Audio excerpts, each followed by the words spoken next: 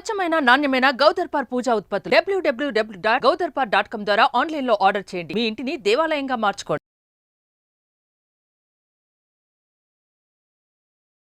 నమస్కారం, welcome to Suman TV. నేను గీతాంజలి. శ్రీమాత్రే నమః. అమ్మవారి అనుగ్రహం పొందడం అంత సులువైన విషయం కాదు అంటారు చాలామంది. మనలో చాలామందికి అమ్మ మమ్మల్ని అనుగ్రహిస్తే బాగుండు, ఏం చేయాలనే తపన ఉంటుంది. కానీ అందరికీ సాధ్యమయ్యే విషయమే కాదు, దానికి ప్రత్యేకంగా కొన్ని మార్గాలు ఉన్నాయి అని అంటున్నారు శ్రీ శ్రీ శ్రీ ఆదిత్య పరాశ్రీ స్వామివారు. గురుగారు నమస్కారం అండి. నమస్తే. నమస్కారం గురుగారు. నా పేరు కీర్తన్ కుమార్. నాకున్న సందేహం ఏంటంటే, మనకు పితృదోషాలు అనేవి ఉంటాయి కదా, వాటి శాపాలు మనకి వారసత్వంగా వస్తూ ఉంటాయి. అవి ఎలా వస్తాయి, వాటి నుంచి విముక్తి పొందడం ఎలా? తప్పకుండా చాలా మంచి ప్రశ్న. ఇది ప్రజాలోకానికి చాలా అవసరం. చాలామంది ఇప్పుడు ఈ సందిగ్ధంలో కొట్టుమిట్టాడుతున్నారు కూడా. జన్మ ఎత్తిన తర్వాత ప్రతి ఒక్కరికి తప్పకుండా పితృదోషాలు, పితృకర్మలు వస్తూ ఉంటాయి.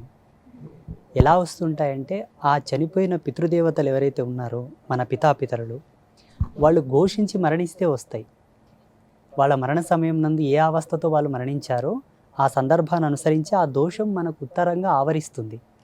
వాళ్ళు యథాతథంగా పుణ్యక్షేత్రాల్లో మరణించారనుకోండి, లేదంటే ఆరోగ్యకరమైన మరణమే అయిపోయిందనుకోండి, అవి మనకి ఎక్కువ పరిగణలోకి రావు. మరణించినటువంటి సమయము, ముహూర్తము, ఆ ధర్మాన్ని బట్టి మనకు ఆ దోషం వస్తుంటుంది.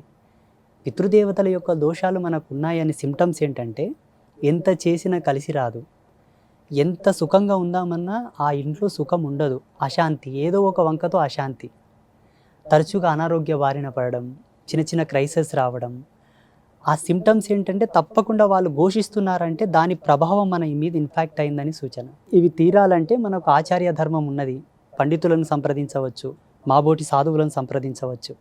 వాళ్ళు చెప్పిన రెమెడీస్ని కనుక సకాలంలో ఫాలో అవ్వగలిగితే తక్షణమే వాళ్ళు శాంతిస్తారు, మనకు శాంతి కలుగుతుంది. ఇలా ఎన్ని తరాల వరకు ఉంటుందండి మన పితృదోషాలు అంటే? కొన్ని ప్రబంధకాలను అనుసరించి కనుక జీవుడు మరణిస్తే 7 జనరేషన్స్ వరకు వస్తుంది. కొన్ని ప్రబంధకాలు కొన్ని ఉన్నాయి. నార్మల్గా మరణిస్తే 3 జనరేషన్స్. మరీ అంత సర్వసామాన్యం అనుకుంటే, ఇప్పుడు ఈయన ఉన్నాడు, ఆయన కళ్యాణం ఆడిన తర్వాత ఆయనకు సంతానం కాకన ముందే పితృశ్రాద్ధాలు కనుక శాస్త్రోక్తిగా వారు నిర్వహించగలిగితే ఇది ముందుకు వెళ్ళిపోదు, ఇక్కడనే ఆగిపోతుంది. ఈ జనరేషన్స్ వరకే బ్రేక్ అయిపోతుంది, ముందుకు పోదు. వీళ్ళ నాన్న ఆచరించలేదు, ఈయన ఆచరించలేదు, ఈయన ఆచరించక పొందిన సంతానాన్ని కూడా అది పోతుంది, అది కూడా కలిసి వెళ్తుంది. ఈ శేషంతో, ఈ జీవకళలతో ఒక జీవుడికి జన్మనిచ్చాడు కాన అతడికి కూడా ఇది వెళ్ళిపోతుంది. అంటే మనకు ధర్మశాస్త్రాల్లో, మన హిందూయిజంలో ఏం చెప్పారంటే, ఎప్పటికప్పుడు పుణ్యకార్యాలు చెయ్యి.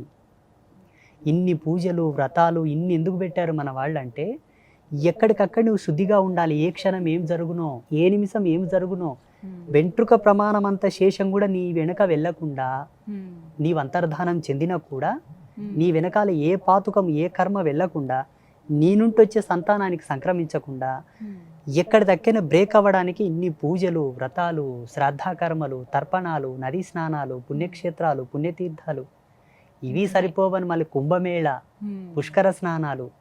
అబ్బా, ఇవన్నీ మన వాళ్ళు ఎందుకు గుజిగుచ్చారంటే, మన ధర్మంలో అద్భుతం. ఇంతటి వైజ్ఞానికం, ఇంతటి పరివర్తనం ఈ భూమి మీద వేరొకరు కాలేకపోలేదు, కారు కూడా. అనదర్ రిలీజియన్స్ ఉన్నాయి కదా, మన ధర్మం అంతా వికసితం, వాళ్ళు ఎన్నటికీ కాలేరు. అసలు వీళ్ళు ఇన్ని ఇచ్చారు, మనకేం బోరు కొడుతుంది. ఇప్పుడు సంవత్సరం పొడవున ఇన్ని పూజలు ఎందుకు పెట్టారా నాయన అని తల బాదుకుంటారు మన వాళ్ళు. అలేం పిచ్చెకి పెట్టలా. ఎప్పటికెప్పుడు జీవుడు పరివర్తనంగా ఉండి నిత్య నూతనంగా పరమాత్మలో ఐక్యం కావాలని పెట్టారు. మనమేం చేయడానికి ఓపడలేదు. అర్థమవుతుందా? పితృకర్మలు శీఘ్రమే శాంతించాలంటే శ్రీ శ్రీ అంబాత్రయ క్షేత్రంలో గోపూజలు చాలా వైభవంగా జరుగుతాయి. మన పీఠంలో బయట గోపూజలు చేస్తారు. కొన్ని పితృకర్మలు హోమాలతో కానీ, శ్రద్ధ తర్పణాలతో కానీ, ఆచార్యుల యొక్క పూజలతో వెళ్ళిపోతుంటాయి. కొన్ని పోవు. జీవుడి యొక్క కర్మ అంత హెచ్చులో ఉండగా కూడా ఆయన మరణిస్తాడు కాబట్టి అది చాలా గట్టిగా మారుతుందన్నమాట. దానికి శ్రీపీఠంలో గోమాతకు చాలా చక్కటి తంతు చేసి పితృదేవతలను శాంతింపజేస్తాం. మా యూట్యూబ్ ఛానల్లో వీడియోలు కూడా ఉన్నాయి. గోదానం చేస్తారు, గోవుని దత్తత తీసుకుంటారు, గోవుకు సామాన్యంగా పూజలు చేసి కూడా పితృదేవతలను శాంతింపజేస్తుంటారు. That's very very very very wonderful puja. అది నా ధ్యానంతో నా తపస్సుతో నేనే శోధించాను. బయట ఎక్కడ ఆ పూజలు చేయాలా. నేను చాలా చూస్తున్నాను, వింటున్నాను, శాస్త్రంలో కూడా రాయబడాల. మీరు మన యూట్యూబ్లో ఉంటాయి, కావాలంటే చూడొచ్చు గోపూజల గురించి. అలా చేస్తే పితృదేవతలు శీఘ్రమే శాంతిస్తారు. పితృకర్మల గురించి కూడా మాట్లాడితే కనుక కొంతమంది ఇలా కాశీ వెళ్ళినప్పుడు, ఇప్పుడు ఏదైనా కారణాల చేత మన ఇళ్ళ దగ్గర కుదరలేదనుకోండి, పుణ్యక్షేత్రాలకు వెళ్ళినప్పుడు అక్కడ వాళ్ళకి సమర్పిస్తూ ఉంటారు. అందులో భాగంగా ఏవి ముఖ్యమైనటువంటి ప్రదేశాలు, ఎక్కడెక్కడ మన పితృలు ఎవరైతే ఉంటారో, పితృదేవతలు ఎవరైతే ఉంటారో వాళ్ళకి ఎక్కడ సమర్పించవచ్చు అనేవి ఏమైనా ప్రత్యేకంగా ఈ స్థలాలు అంటూ ఉన్నాయా? అన్నిటికన్నా సర్వశ్రేష్టమైంది కాశీ, రెండవది బద్రీనాథ్, మూడవది గోకర్ణం, నాలుగవది పిఠాపురం. ఇవి ప్రసిద్ధమైన క్షేత్రాలు. ఐదవది గాన్గాపురం, బెస్ట్. శాస్త్రంలో ఏముంటుందంటే నదీ తటాకములు ఎక్కడ ఉన్నా అక్కడ మనం శ్రాద్ధ తర్మరాలు వదలవచ్చును. నదులు కానీ సముద్రాలు కానీ చిన్న సరస్సులు ఉన్నా అక్కడ పితృతర్పణాలు వదలవచ్చు, పిండ తర్పణాదులు మనం చేయవచ్చు. ప్రమాణంగా వెల్ రిజల్ట్ రావాలంటే ఈ ప్రదేశంలో ఇప్పుడు మీరు చెప్పినటువంటి పంచ క్షేత్రాలు. అన్నిటికన్నా గొప్పదంటే కాశీ. ఈ జగతిలో అతి పురాతనమైన ప్రదేశం ఏదైనా ఉన్నది అంటే ఒక కాశీ నగరం మాత్రమే. కల్పాంత సమయంలో అన్ని ప్రదేశములు మునిగిపోతాయి, అన్నీ నాశనం అవుతాయి, కాశీ వెళ్ళదు. కాశీ మీన్స్ దేవనాగరి పదంలో పురాతనమైన ఓల్డ్, పాత. ఎంత పాత అంటే ఇంకా చెప్పనీకే రాదు, చాలా పాత. గురుగారు, నా పేరు వెంకటేష్. సందేహం ఏంటంటే, మీరు తపస్సు చేశారు కదా, అఘోరాలు కనిపిస్తారు, వాళ్ళు ఎన్ని సంవత్సరాలు బ్రతుకుతారు? అఘోరాల వాళ్ళ సత్యనిరతిని బట్టి, వాళ్ళ తపశ్శక్తిని బట్టి, వాళ్ళు ఎంచుకున్న యోగ మార్గాన్ని బట్టి, కొందరు సుదీర్ఘమైన అన్వేషణలో, సుదీర్ఘమైన సమాధిలో ఉంటారు, వాళ్ళు 1000 years ఉంటారు. కొందరు సెట్టింగ్ చేసుకుంటారు, ఇన్ని సంవత్సరాలు ఈశ్వరుని యందు ధ్యానంలో లయించవలే, తదుపరి పరమేశ్వరులు ఐక్యం కావాలి అని చెప్పేసి. ధ్యానంలో లయమయ్యేది వేరు, భగవంతునిలో లయమయ్యేది వేరు. సమాధి స్థితిలో ఉండేవాళ్లకు వాళ్ళ యొక్క నియమిత సమయాన్ని బట్టి వాళ్ళు డిసైడ్ చేసుకుంటారు. వాళ్ళ యొక్క అనుష్ఠాన పద్ధతి వాళ్ళు. కొందరు తొందరగానే విరక్తి చెందించుకుంటారు ఉత్తర జన్మం తీసుకోవడానికి, కొందరు సుదీర్ఘంగా అలాగనే ఉండిపోతారు. ఇప్పుడు హిమాలయాస్లో కొన్ని వేల సంవత్సరాలు ఉన్నటువంటి యోగులు ఉన్నారు, లెక్కకు రాదు. నేను 2 times కుంభమేళ వెళ్ళినప్పుడు కనుక్కున్నాను. ఒక అతను 750 సంవత్సరాలని, ఒక అతను 250 సంవత్సరాలని. మనం నమ్మము, మన జ్ఞానానికి వంతు చిక్కవు. నేను రిక్వెస్ట్ ఏం చేస్తానంటే మీతోటి, ఇక్కడ ఉండే వాళ్ళతో కానీ ప్రేక్షకులకు కానీ, మానవుని జ్ఞానం దైవీ జ్ఞానంతో లింకు చేయవలదు. మానవుని అభిరుచులు వేరు, మానవుని డెవలప్మెంట్ వేరు, దైవజ్ఞానం వేరు. దైవజ్ఞానం మన జ్ఞానంతో పోల్చుకుంటే 1,000,000 రెట్లు పరివర్తనం చెందగలగాలి. అప్పుడు దైవజ్ఞానానికి మన జ్ఞానానికి సంబంధం ఏర్పడుతుంది. అది ఎలా సాధ్యము అని మనం అనుకోకూడదు, అది సాధ్యమే. ఇప్పుడు వర్తమానంలో బ్రతుకుతున్న ఈ పంచభూత ఆవరణం లోపల తాబేలు వయసు పెద్దది, మన వయసు తక్కువ. అది ఎలా సాధ్యం? జీవించగలిగితే ఒక వ్యక్తి పద్ధతిగా, పరివర్తనంగా, ఆరోగ్యకరంగా బ్రతకగలిగితే 100 ఏళ్ళు బ్రతుకుతాం.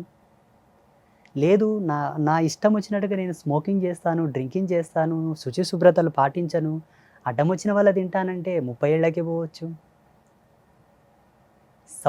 సౌలు యొక్క పర్పస్ ఏంటంటే, దీన్ని గనక మనం డెవలప్ చేసుకుంటూ వెళ్తే లక్షల సంవత్సరాలు జనరేట్ అవుతుంది. అది దీని పర్పస్. అది మనకు గీతలో భగవంతుడు చెప్పాడు కదా, దీనికి నాశనం లేదని. దీనికి నాశనం ఉంది. దీంతో లయం చేయగలిగి మనం కనుక కనెక్ట్ చేయగలిగితే దీంతో పాటు ఇది కూడా డెవలప్ అవుతూ వెళ్తూ ఉంటుంది.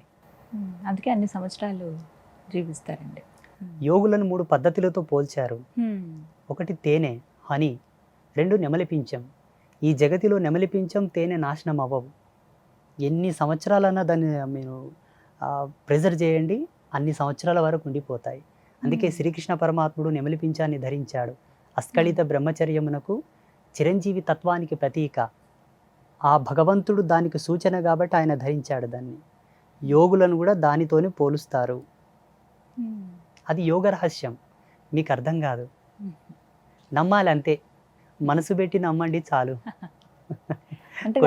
సాధ్యమవుతుందా? అందరికీ సాధ్యం అంటే అది ఆ పద్ధతిలో మీరు నడవగలిగితే.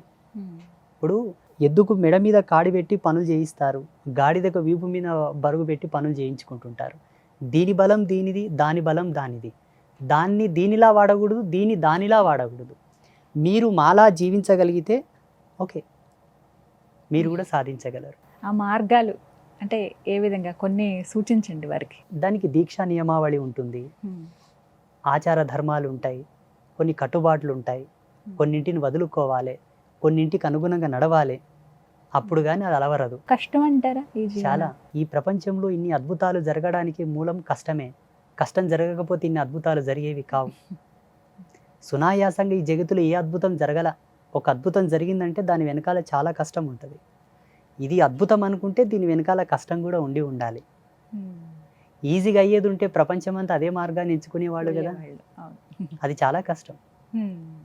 మనం ప్రతికుండగానే లైవ్లో గాడ్ని చూడలేము మాంసనేత్రముల ముద్దతో. ఇలా ఒక యోగిని ఆత్మ సాక్షాత్కార దృష్టితో మనం చూడగలిగితే హీఈస్ ద గాడ్. చూడగలగాలి, చూసే మనసు ఉంటే చాలు. సుమన్ టీవీలో మీ పర్సనల్ అండ్ బిజినెస్ ప్రమోషన్స్ కోసం కింది నెంబర్కి కాంటాక్ట్ చేయండి.